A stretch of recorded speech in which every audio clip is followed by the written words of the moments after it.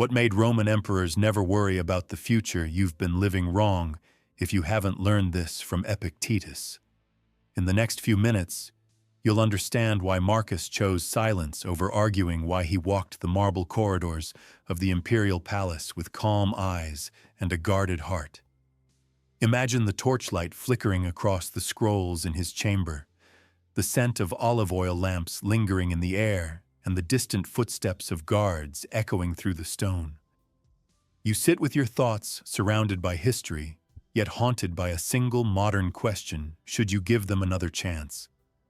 Someone wronged you. Not by accident, not by ignorance. They meant to. And now they're back. A text, a message, a smile. Hoping the time you spent healing made you forget they were the one who broke you. But Marcus would remind you, the best revenge is not to be like your enemy.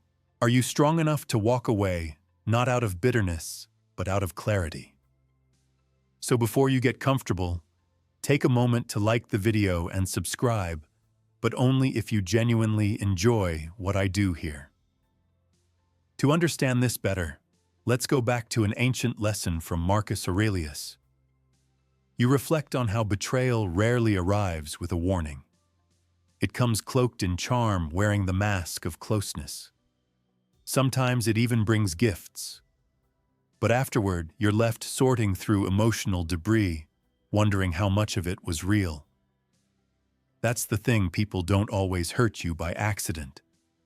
Some damage you because they can. Because they're curious how much you'll tolerate, and because they assume you'll come back. That assumption. That's what Stoicism breaks.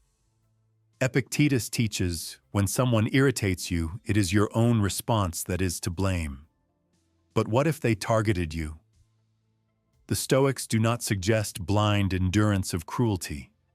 They suggest choice. They offer stillness not as surrender, but as a weapon of discipline. Silence is your refusal to participate in the same pattern that harmed you before. Imagine a Roman soldier returning to a city he once defended only to find it invaded from within.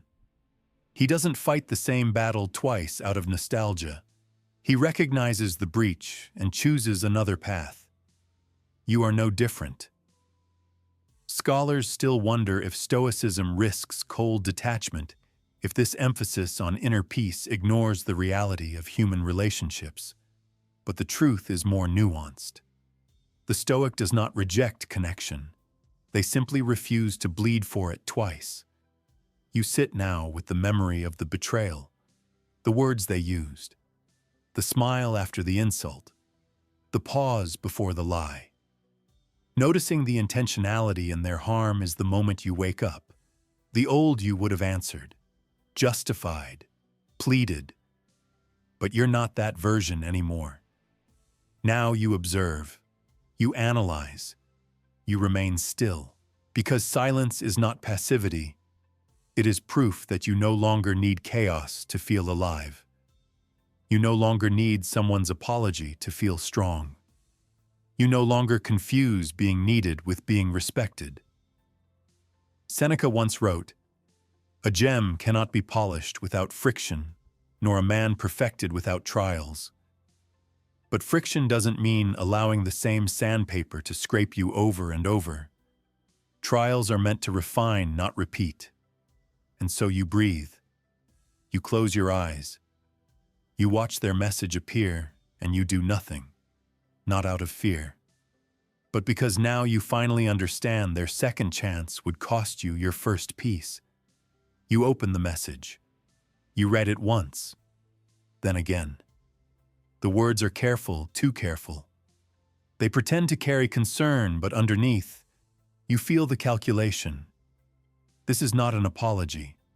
It's an audition. They want to know if your boundaries were just noise, whether your silence was punishment or healing, whether you're still angry or finally weak. Marcus Aurelius would nod knowingly. The best revenge is to be unlike him who performed the injury, and that's exactly where you are now. Standing at the edge of the moment where your response shapes not only the story, but your soul. You don't owe anyone your re-entry into chaos. There's a courtyard in Rome.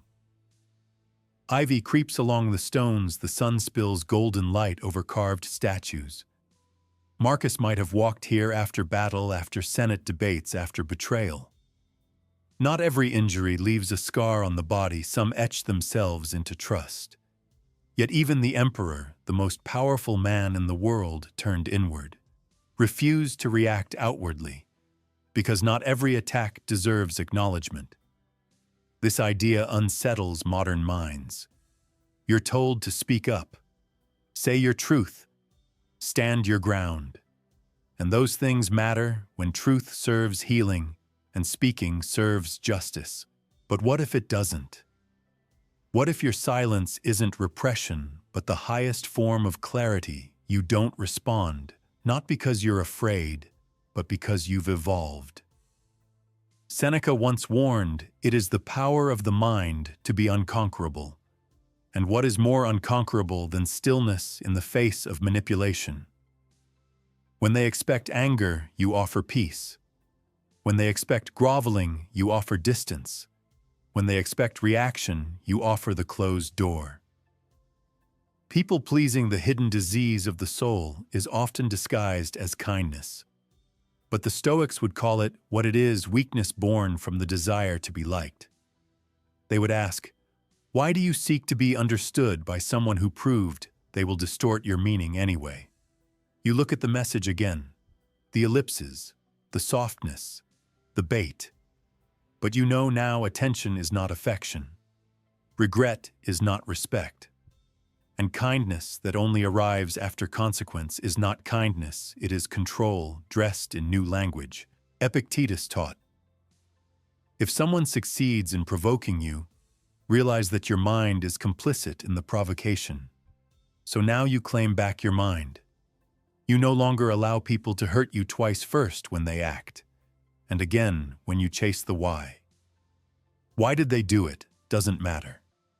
Why do they return? Doesn't matter.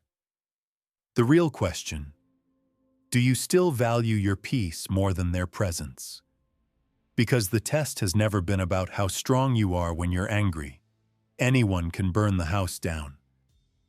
The test is how strong you are when the door swings open again and you don't walk back in. This is the Stoic paradox. By doing less, you reveal more. By saying nothing, you declare everything. And so you close the app. Let the message sit. Let time answer. Because you've already chosen the path of emperors, not to destroy, not to persuade, but to be untouched. You step away from the screen. The message still lingers in your thoughts like a perfume you didn't ask to wear. It's tempting to respond, to clarify, to correct their version of the story. But then you remember the one who damages you intentionally, already decided how much you were worth. They made that calculation before the wound was ever delivered. Why should you now bargain with their regret? Marcus Aurelius wrote, the best answer to anger is silence. Not because silence is passive, but because it demands discipline. Because it doesn't reward the offender with your energy. Because it reclaims time from conversations that were never conversations at all, just power plays disguised as care. You remember how it felt before, the way you twisted your words to soften the truth, the way you excused behavior to keep the peace, the way your voice shook when you said what you needed. People-pleasing was a slow erosion, one smile, it's fine, one more second chance at a time. But not anymore. There's a fire now, not the destructive kind. This is the controlled flame of wisdom. You carry it like a lantern as you walk forward. You know what Seneca warned, a man who suffers before it is necessary suffers more than is necessary. And the truth is, when you reopen the door to someone who harmed you with intention, you choose to suffer twice. That is not mercy. That is betrayal of yourself. Philosophers still debate whether Stoicism is too rigid, whether it allows space for forgiveness. But here's the answer. Stoicism doesn't forbid kindness, it demands clarity.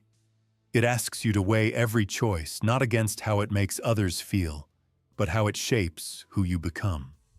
So you ask yourself now, is the reply, I'm drafting this message, this explanation, an act of virtue or a plea to be seen? Because the Stoic doesn't just resist emotion. The Stoic refines it, transforms pain into power, not performance, turns insult into insight, and most of all, never sells dignity to buy temporary comfort. Epictetus taught, if you want to improve, be content to be thought foolish and stupid. And isn't that what you fear, that your silence will be misread, that they'll say you were too cold, too bitter, too unforgiving? Let them write their fiction. Let them narrate the version where they were the victim. Let them decorate the silence with their own echoes. Because when the truth lives in your bones, you don't need to shout it into the wind. You pause. Breathe. Picture yourself not as the wounded, but the wise. A statue in the forum unmoved by crowds or rumors. What others say about your silence says more about them than about you. And anyway, you weren't born to manage other people's discomfort. You were born to master your own. So you don't text back. You don't type no worries. You don't say it's okay. Because it's not okay. And pretending that it is would only invite the same harm tomorrow in a nicer outfit. Instead, you let your absence be the final statement. Let your boundaries be seen, not explained.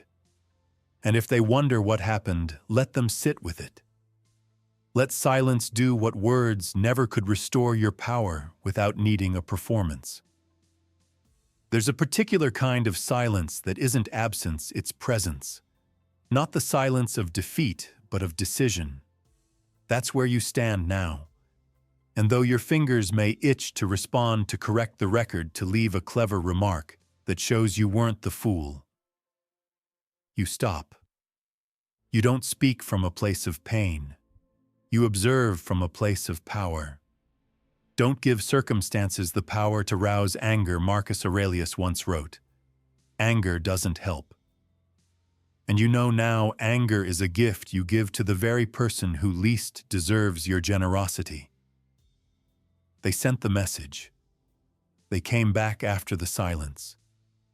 They reached out not because they've changed, but because your absence disrupted their narrative.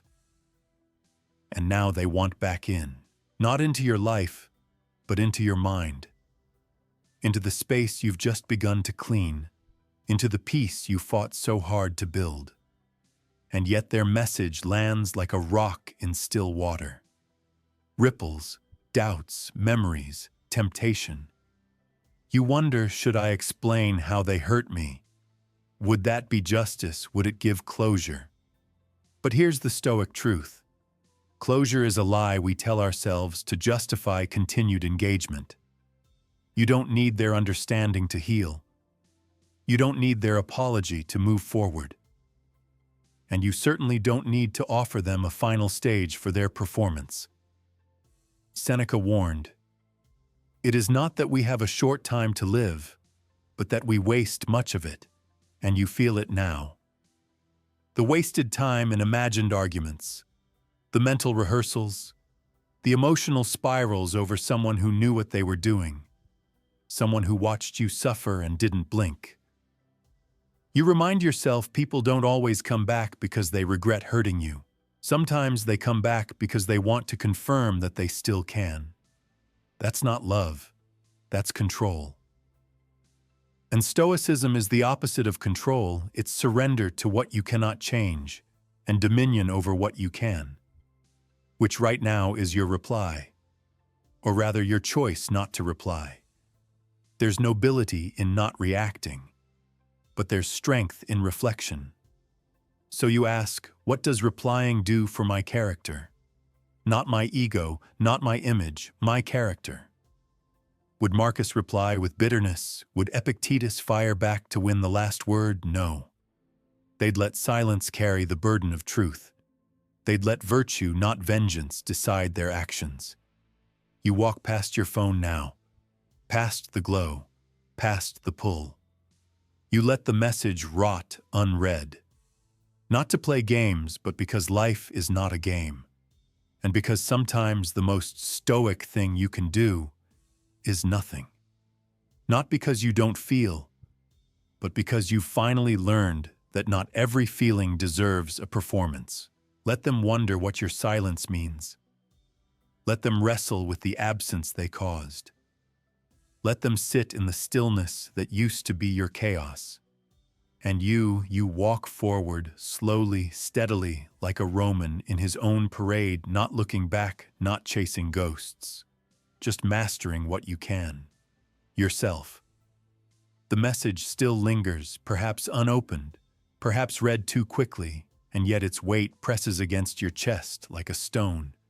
You replay the words, but more than that, you replay why. Why now? Why them? Why you? And here's the hard truth that Stoicism doesn't flinch from some people do not deserve re-entry. Not because they're evil, but because they made a choice. And Stoics teach you to honor choice even when it breaks your heart. Epictetus once said, "When someone does you wrong, do not judge what they've done, but what you must do." This is not a lesson in punishment. It's a lesson in boundaries. The kind that protect your mind the way Roman walls once protected cities, firm, silent, and immovable. You now see their message not as a rope to pull you back in, but as a test, a philosophical fork in the road. One path leads to the familiar over-explaining, hoping they understand, longing to be seen. The other path, stillness, strength, integrity. A reply not with words, but with values. You choose the second, because you've walked this path before. You've been the one who forgave too easily, welcomed too quickly, and suffered too quietly. You remember the sleepless nights, the anxious waiting, the way you tiptoed around their moods, like walking barefoot on shattered pottery. You remember telling yourself they didn't mean it. But Stoicism whispers something different. They meant it. But that's not the point. The point is who you become in response. Do you become petty, reactive, bitter? Or do you become disciplined, reflective, and free? Marcus Aurelius had enemies. Political snakes, backstabbers, jealous generals. And yet he wrote with a calm hand under candlelight. The best revenge is not to be like your enemy, so you don't send that clever, biting reply. You don't craft a long monologue explaining how they failed you. You don't give them the honor of hearing your pain again. You just breathe. And in that breath, you build something invisible but solid power. A kind that doesn't roar, doesn't post, doesn't prove, but prevails. Power that answers with silence, because it knows that silence never lies. You take that phone and turn it face down.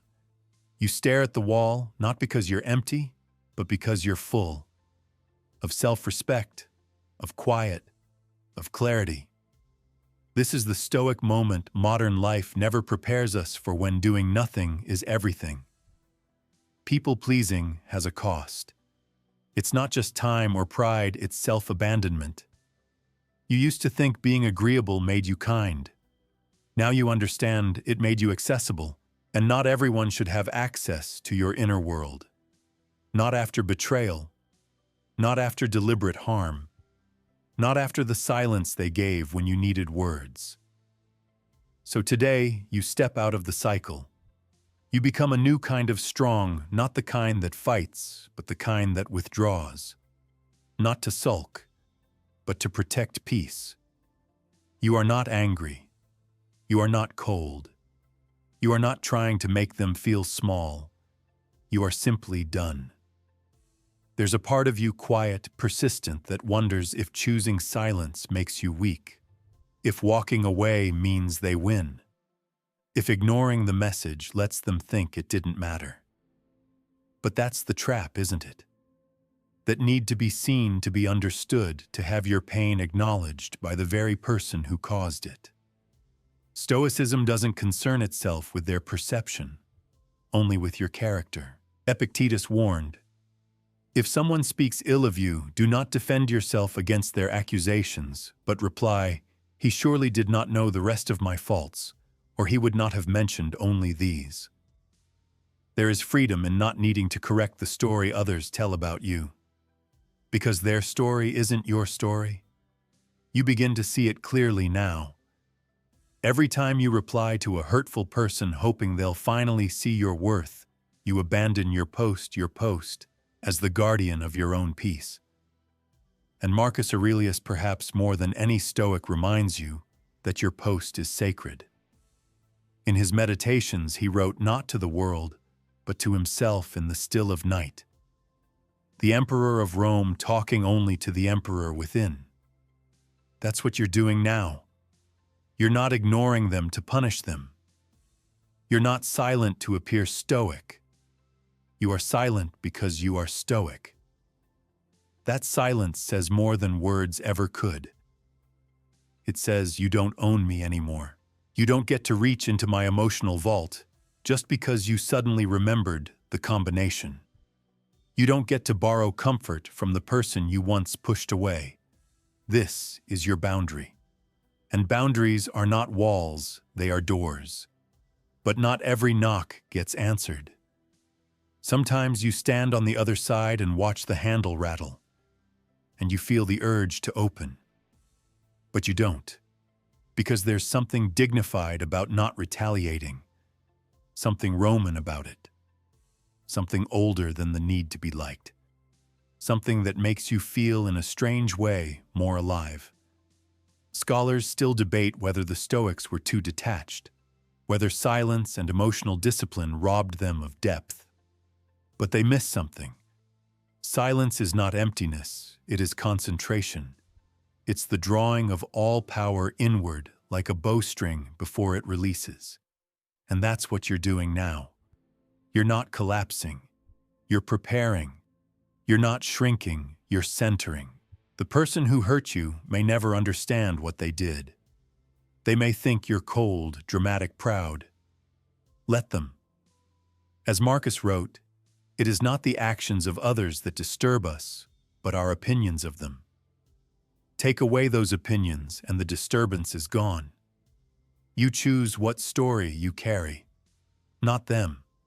And in this silence there is healing. Not the flashy kind. Not the kind that makes you post cryptic quotes or block everyone in a storm of righteousness. It's the quiet, candlelit kind. The kind that happens in the heart. When you finally fully stop needing closure. When you realize silence was the closure. When you walk away not to punish them, but to protect the version of you they tried to destroy. You remember now how often you've rationalized someone's cruelty. They were having a bad day. Maybe I misunderstood. They didn't mean to hurt me. But beneath that logic was a fear, what if they did mean it? What if they knew it would sting and did it anyway? Seneca warned, a setback has often cleared the way for greater things. What seems a misfortune has often proved a blessing. But before a setback can become a lesson, you have to name it for what it was. Intentional harm. That's not easy, especially if the person once held your trust, your affection, your admiration. It feels safer to minimize the damage, to smooth over the cracks in your memory. But Stoicism doesn't ask you to pretend. It asks you to see clearly. And what do you see now that giving them a second chance wouldn't be compassion? It would be abandoning yourself, because people can make mistakes. But patterns are choices. Marcus Aurelius lived with betrayal inside the palace walls. Even his own wife and son were suspected of intrigue, and yet he didn't rage. He didn't demand their loyalty. He simply did his duty, recorded his thoughts, and returned to silence. Because some things aren't meant to be fixed. They're meant to be let go. You feel the pull, though the weight of their apology, or worse, their silence. The phantom echo of what they might say if you just reached out first. But you don't. You stay still. Because silence is not revenge. It's remembrance. It's remembering that the person who harmed you doesn't get to lead the narrative anymore. That your story continues without them. Philosophers argue over how Stoicism approaches forgiveness. Is it noble to forgive even when unasked? Is it foolish to allow space for someone who has not changed? But that's the wrong question. The Stoic doesn't ask, do they deserve another chance? The Stoic asks, would giving them another chance align with my character? And if the answer is no, then no is enough. You aren't petty for protecting yourself. You're wise. You aren't bitter for stepping away. You're aware. You aren't cruel for not replying. You're composed. You walk the Roman streets in your imagination, under oil lamps flickering against stone walls. You pass the statues of generals and senators who were wronged and remembered not for their comebacks, but for their restraint. What do you want to be remembered for, the one who said the last word or the one who didn't need to? You can feel the old you still clawing for closure, for justice, for recognition. But Marcus Aurelius said, the best revenge is not to be like your enemy, so you choose a different path. No dramatics, no cold replies, no calculated silence meant to wound. Just the quiet discipline of someone who will no longer open their door to chaos, even if it once wore the face of love. This is not about ego. This is about peace. And peace doesn't beg to be understood. It simply is. You pause before reacting. This time not from hesitation, but from wisdom. In your past, silence was a void filled with overthinking. Now it becomes a sanctuary. The echo of their name in your messages, their apology wrapped in charm, even their sudden kindness, all of it feels familiar. But not true. Because silence, when held long enough, reveals a person's intent far better than words ever could. The Stoics didn't rush to conclusions. They practiced epictetus, the suspension of judgment. But once clarity arrived, they moved forward with quiet conviction. Marcus Aurelius reminded himself, be tolerant with others and strict with yourself, and that's what you do now. Not strict in punishment, strict in standards. They may come back eyes soft, voice rehearsed. They may ask how you've been mentioned, how they've changed, say they've been thinking about you. But now you hear something different. You hear how little they understood you to begin with. The Stoics believed that character is revealed not by grand gestures, but by tiny decisions repeated over time. And if their past actions spoke volumes, your silence now writes the conclusion. There's a philosophical debate that lingers in modern discussions of Stoicism. Can a Stoic love deeply and still detach when mistreated? But the answer lies not in detachment. It lies in alignment. You don't abandon love. You abandon illusions. Because if love demands that you betray your values, it's not love.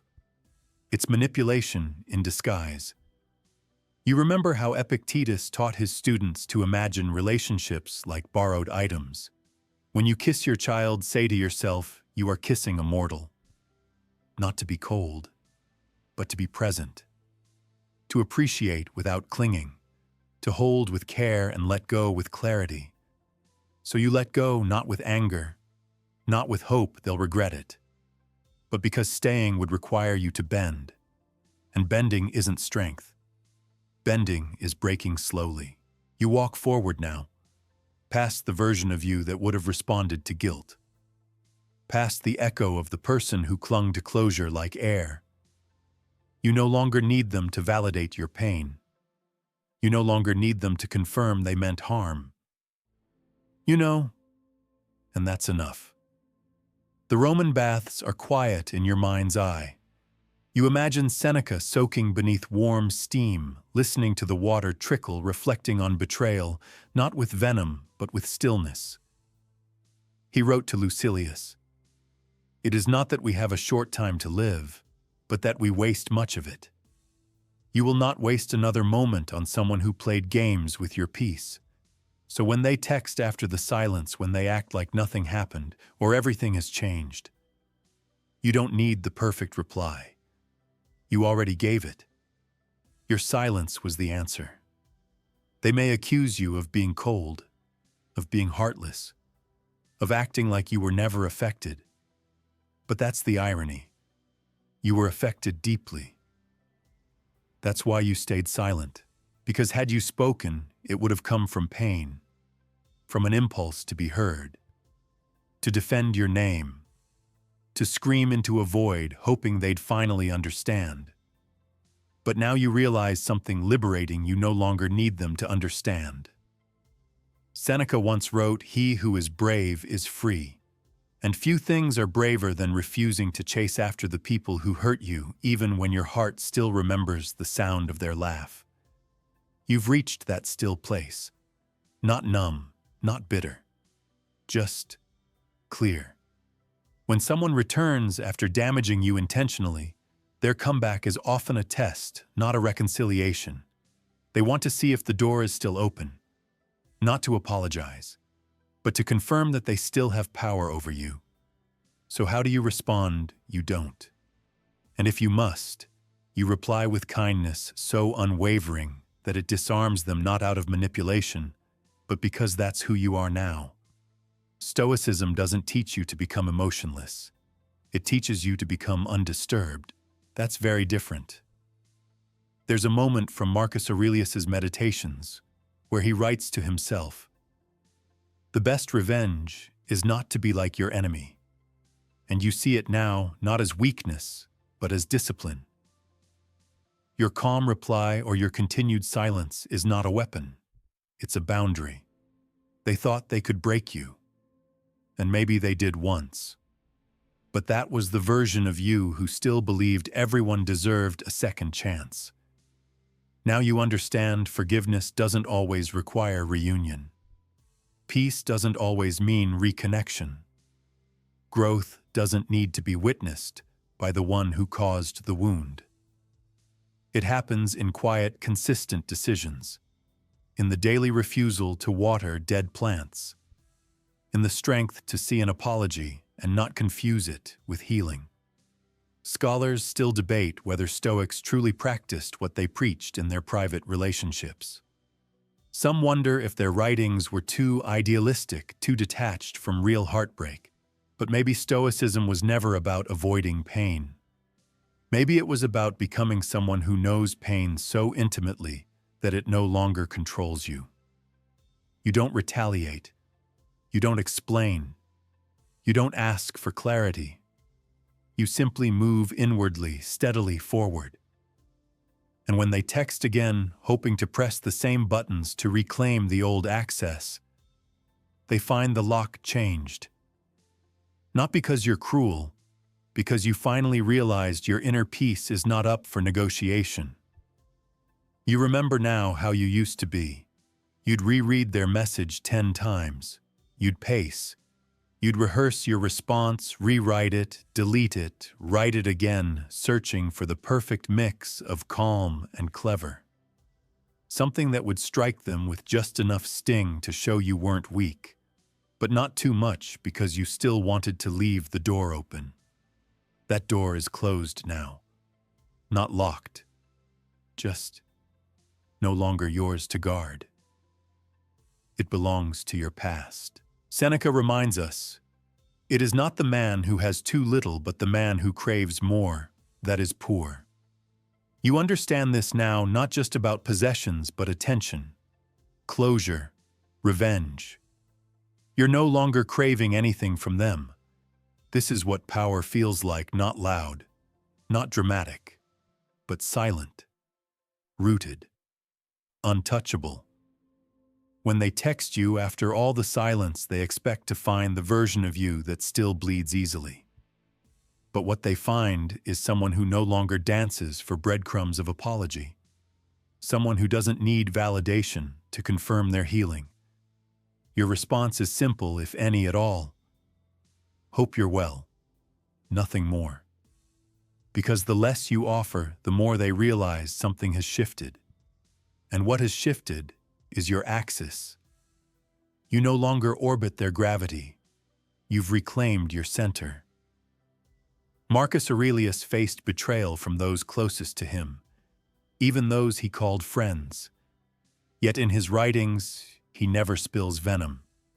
He records the pain, acknowledges the betrayal, but chooses restraint. Not because it didn't matter, but because he did. He chose to remain untainted. You do the same. There's a modern belief that silence equals losing, that if you don't clap back, you've surrendered. But the Stoic knows silence is not submission. It is the posture of someone who doesn't perform anymore, someone who sees the battlefield and chooses to walk off it. Let them interpret your silence however they need to soothe their own ego. That is not your responsibility. Your responsibility is to yourself, to your peace, to your future. And maybe, just maybe, your silence isn't just a response. It's the final chapter. They wrote the story of harm. You wrote the story of healing. And now it's closed. No sequel. No second chance.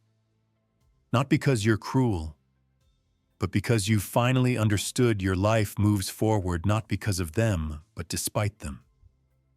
That's the real victory.